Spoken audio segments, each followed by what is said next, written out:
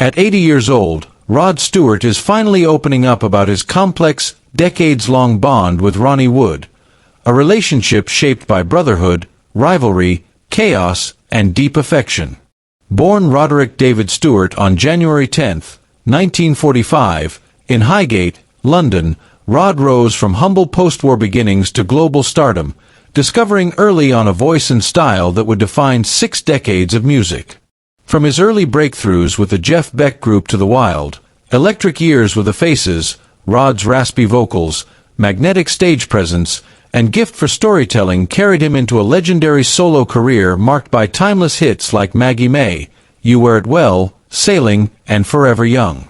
His music crossed genres effortlessly: rock, pop, folk, disco, soul, and his later albums, including a spanner in the works, If We Fall in Love Tonight, When We Were the New Boys, and his celebrated Great American Songbook series, solidified him as one of the most versatile voices in modern music. Beyond fame, Rod navigated 3 major marriages, first to Alana Collins, then Rachel Hunter, and finally Penny Lancaster, who brought stability and grounding into his life. But through all the love, heartbreak, reinvention, and reinvention again, one constant figure has been Ronnie Wood. Rod describes Ronnie as a cheeky little brother, recalling how Wood would burst into a room with a grin and a guitar, bringing mischief, laughter, and an energy that pushed their creativity to new heights.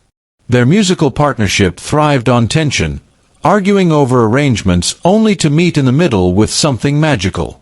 Yet Rod doesn't shy away from the darker chapters, admitting the fear and frustration of watching Wood struggle through addiction and excess. "Sometimes I had to walk away and hope he'd find his way," Rod says. And somehow he always did.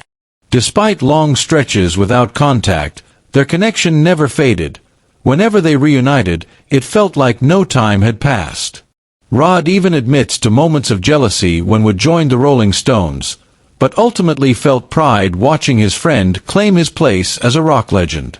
Now, as both men age, Rod views their bond with clarity and gratitude.